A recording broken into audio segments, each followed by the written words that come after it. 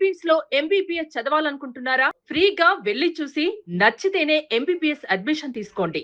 ఏకం న్యాయ ఫౌండేషన్ అనే ఒక ఎన్జిఓ సంస్థ తాజాగా చేసినటువంటి ఒక సర్వేలో దేశవ్యాప్తంగా మొదటి 6 నెలల్లో 554 మంది భర్తలు హత్యకు గురయ్యారని తెలిసింది. దాంతోపాటు యావరేజ్లో డైలీ 2 చొప్పున భర్తల్ని చంపేశారు భార్యలు. ఇక ఒకరికంటే ఎక్కువగా ఆత్మహత్య చేసుకున్నటువంటి పరిస్థితి.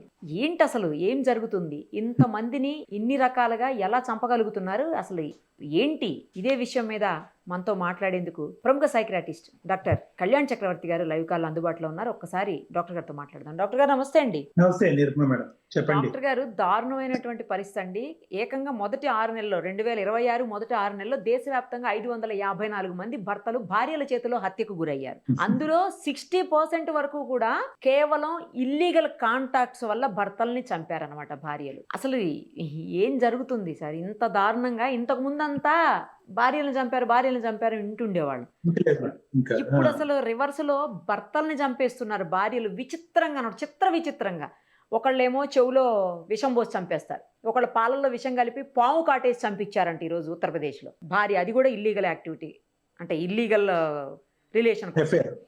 ఇంకొక ఆమెమో భర్తను చంపేసి కుక్కర్లో పెట్టి ఉడకబెట్టేసింది. ఇంకొక ఆమె భర్తను చంపేసి కోసేసి మిక్సీలో వేసేసింది. ఇంకొక ఆవిడైతే భర్తని చంపేసి ఏకంగా సిలిండర్ కింద పార్ట్ కట్ చేసి ముక్కలు చేసి ఆ సిలిండర్లో వేసి క్లోజ్ చేసింది సార్ అసలు. ఇంకొక ఆమెమో బాత్రూంలో టైల్స్ తీసేసి కట్ చేసేసి ఆ బాత్రూంలో టైల్స్ మధ్యలో వేసేసి మళ్ళీ పైన సిమెంట్ చేసేసింది. ఇంకొక ఆమె చంపేసి తీసుకెళ్ళిపోయి వేరే ప్లేస్లో, అసలు ఎక్కడో వేరే రాష్ట్రంలో పాతి పెట్టింది.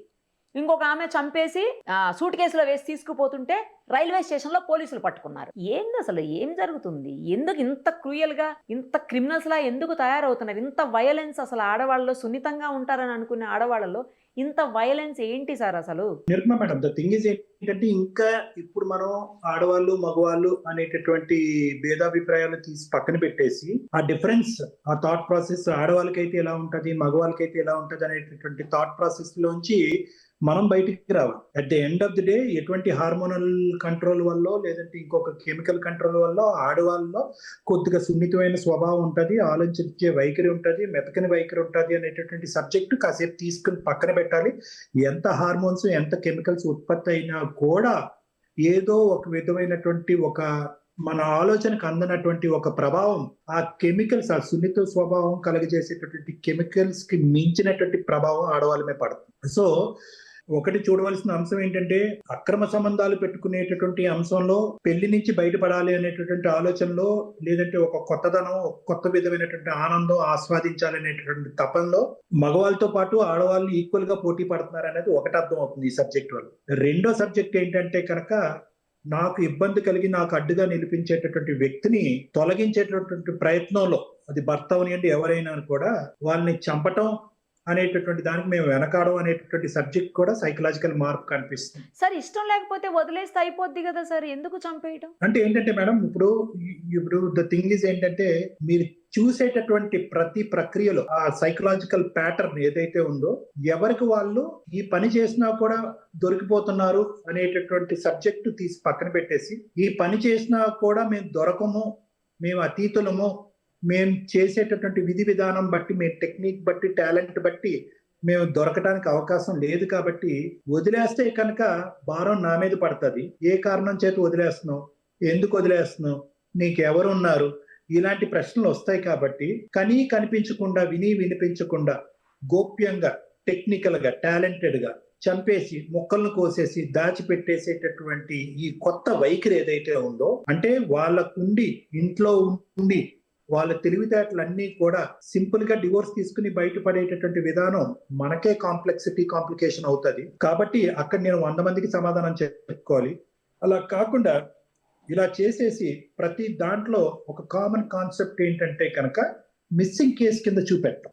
అయ్యో నా భర్త కనిపించట్లేదు, అయ్యో నా భర్త.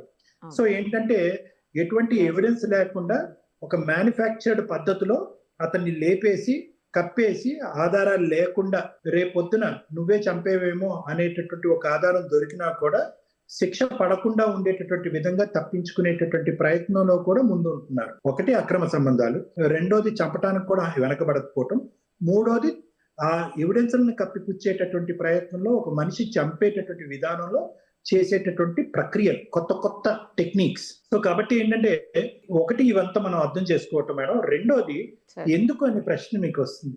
The thing is 70 to 80% cases లో వాళ్ళ ప్రజెంట్ ఉండేటటువంటి స్థితిగతులు బట్టి, పరిస్థితులు బట్టి కానీ నచ్చకపోవటం, హింసకు లోనవటం అనేటటువంటిది ఒక సెక్షన్. కంటిన్యూస్ గా నేను హింసకు లోనవుతున్నాను, బాధపడుతున్నాను, ఇప్పుడుకొచ్చి నా జీవితాన్ని ఆస్వాదించలేదు, ఆనందించలేదు, ఎవరో ప్రేమగా మాట్లాడుతున్నారు, ఇప్పుడు వరకు నా పెళ్లిలో నేను చూపెట్టినటువంటి జీవితాన్ని వాళ్ళు నాకు చూపెడుతున్నారు, ఒక కొత్తదనాన్ని ఇస్తున్నారు, ఇదా జీవితం అంటే. ఇది 2-3 సంవత్సరాల్లోనే ఇంత గొప్ప అద్భుతమైనటువంటి అనుభూతిని నాకు కలిగిస్తే కనుక అనవసరంగా నేను భర్త పక్కన ఉంటూ ఇలా జీవితాన్ని నరకం అనుభవించడం ఎందుకు? ఈ 2-3 సంవత్సరాల అనుభూతిని ఒక 30-40 సంవత్సరాల పాటు అనుభూతి కింద నేను ఎందుకు మార్చుకోలేను అనేటటువంటిది ఒక వైఖరి. రెండోది ఏంటంటే కనుక ఒక కొత్తదనం కనిపించేటప్పటికి, ఒక అక్రమ సంబంధంలో కొత్తదనం కనిపించేటప్పటికి పాత పెళ్లిలో ఉన్నటువంటి నరకం అనేటటువంటిది ఇంకా భూతద్దంలో కనిపిస్తూ ఉంటుంది. అమ్మా ఏదో ఇంతకాలం బట్టి నన్ను ఇంత నరకాన్ని చూపెట్టాడా, పన్నుకు పన్ను, మేక్కు మేక్కు, కత్తికి కత్తి, కాబట్టి నేను లేపేయాలి అనేటటువంటి పగా ప్రతీక. మూడో అంశం ఏంటంటే కనుక సవ్యంగా సాగిపోతున్నటువంటి ఆ జీవితంలో ఈ ప్రేమ అనేటటువంటి ఒక కొత్త అక్రమ సంబంధం రూపం దాల్చినటువంటి ఆ ప్రేమ అనేటటువంటి ఒక కొత్త అనుభూతి, నేను 100 106 నేను వదిలించుకోలేను. డైవర్స్ ఇలాంటి మార్గాలను పోతే ఇప్పుడు అప్పుడే తేలేటటువంటి అంశం కాదు. ఈ ప్రేమను కల్పించుకోవాలి అంటే కనుక బాగానే ఉన్నటువంటి ఆ కుటుంబ వ్యవహారాన్ని అంతం చేయాలి అనేటటువంటి ధోరణి. ఇంకా ఏంటి మేడం మనకు అర్థం కాంది, పిల్లలు కూడా చంపేస్తున్నారుగా, అక్రమ సంబంధం పిల్లలను కూడా చంపేస్తున్నారు కదా. పాపం వాళ్ళు ఏం చేశారు? ఇప్పుడు ఈ ప్రోగ్రామ్, ఇప్పుడు మీ న్యూస్ చూసేటటువంటి ప్రేక్షకులు ఈ ప్రశ్న అడగచ్చు. సరే, మొగుడు మీద ఎంతన్నా ఉండొచ్చండి, మరి పిల్లల్ని ఎందుకంటే అన్యం పుణ్యం ఎరగనటువంటి పిల్లల్ని ఎందుకు చంపేస్తున్నారు అంటే కనుక ఆ మబ్బు, ఆ మాయ, ఆ మత్తు ఏ స్థాయి వరకు బ్రెయిన్ తీసుకెళ్తాది అంటే కనుక రక్తం అడుగుల్లో కనిపించేటటువంటి పరిస్థితిని కూడా ఆస్వాదించి ప్రేమను గెలుచుకునేటటువంటి ప్రయత్నం. అంటే పరిణామాన్ని తక్కువగా చూడటం, మానవత్వాన్ని చంపేసుకోవటం, కేవలం ఏదైతే కనుక సుఖాన్ని సంతోషాన్ని ఇచ్చేటటువంటి ఆ తాత్కాలికమైనటువంటి ఆ భయంకరమైనటువంటి ఆ సుఖాన్ని గురించి దేని గురించి అన్నా ఒడిగడుతున్నారు అనేది ఈ సర్వే ద్వారా మనకు అర్థం అవుతుంది. మరి ఏంటి సార్ దీనికి పరిష్కారం ఏంటి? అంటే అలాంటిది ముందే ఏమన్నా కుటుంబ సభ్యులు గుర్తించవచ్చా, లేకపోతే సడన్ గా వాళ్ళల్లో ఇలాంటి మెంటాలిటీ లేకపోతే ఇలాంటి థాట్స్ వస్తాయా? ఏంటి అసలు దీన్ని ఎట్లా మరి కంట్రోల్ చేయాలి? మేడం, ఒకటి ఏది కూడా రాత్రి జరిగినటువంటి సబ్జెక్ట్ కాదు. ఎందుకంటే ఎంతో కొంత ఈ సబ్జెక్ట్ మీద రెడ్ హ్యాండెడ్ గా దొరకటము, ప్రశ్నించటము, అడగటము, ఒక 2-3 పంచాయతీలు అవటము, పబ్లిక్ లో పోవటము, ఎంతో కొంత ఒక చిన్న ఎవిడెన్స్ అయితే కనుక భార్యాభర్తల మధ్యన, బయట ప్రపంచానికి కనిపించకపోయినా భార్యాభర్తల మధ్యన ఎంతో కొంత అయితే కనుక ఖచ్చితంగా కనిపించడానికి అవకాశం ఉంటుంది. కానీ ఏంటంటే ప్రతిసారి జీవిత ప్రయాణం ఇంతకాలం కొనసాగింది కాబట్టి ఒక అవకాశం ఇస్తే తప్పేంటి అని చెప్పి చాలా మంది ఒక అవకాశాన్ని ఇస్తా ఉంటారు. ఎక్కడి వరకు అవకాశాన్ని ఇవ్వచ్చు, ఎక్కడి వరకు ఇవ్వకూడదు అనేటటువంటిది అర్థం చేసుకోవాలి. ఒకప్పుడు ఇది ఒక ఆనవాయితీ, రొటీన్ కింద ఈ వ్యవహారం నడిచేటట్టు అయితే కనుక ఇంట్లో ఖచ్చితంగా అటువంటి భార్యాభర్తలు మన ఇద్దరి మధ్యన మిస్అండర్స్టాండింగ్స్ ఉన్నాయి, నీకు తెలిసి తెలియక నువ్వు చేస్తున్నావేమో, నీ మానసిక పరిస్థితి బాగాలేదేమో, లేదంటే నీ వ్యక్తిత్వంలో ఏదైనా బలహీనత వచ్చిందేమో, పద అని చెప్పి కౌన్సిలింగ్ తీసుకెళ్ళాలి. కౌన్సిలింగ్ కి రావాలి, భార్యాభర్తలు ఇద్దరు కౌన్సిలింగ్ రావాలి. అలా కాకుండా డాక్టర్ దగ్గర కూడా ఇంటి గుట్టు ఎందుకు చెప్పుకోవాలి, ఇదేదో మన ఇంట్లోనే.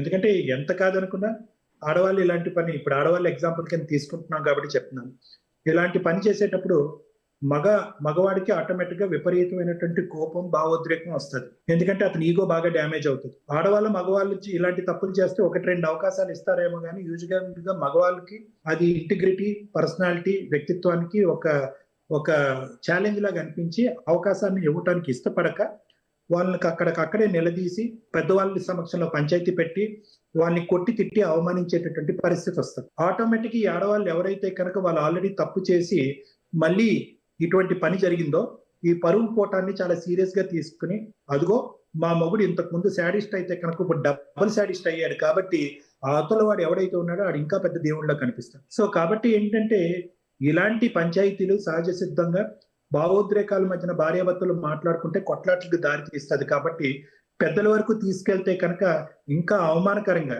ఎవరైతే విక్టిమ్, ఎవరైతే ఈ అక్యూజ్డ్ ఉన్నారో వాళ్ళు ఇంకా అవమానంగా ఫీల్ అవుతారు. కాబట్టి అప్పుడు ఇంకా చిలికి గాలి వాళ్ళగా అయ్యేటటువంటి పరిస్థితి వస్తుంది. కాబట్టి సహజంగా చదువుకున్న వాళ్ళైనా చదువుకున్నటువంటి వాళ్ళైనా ఒక న్యూట్రల్ పర్సనాలిటీ, ఒక న్యూట్రల్ బాడీ దగ్గరికి వెళ్ళి శాంతియుతమైనటువంటి వాతావరణంలో సలహా సూచన తీసుకుని సానుకూలంగా అది రెక్టిఫై చేసుకుంటే మంచిది. Perfect sir. Thank you sir. Thank you.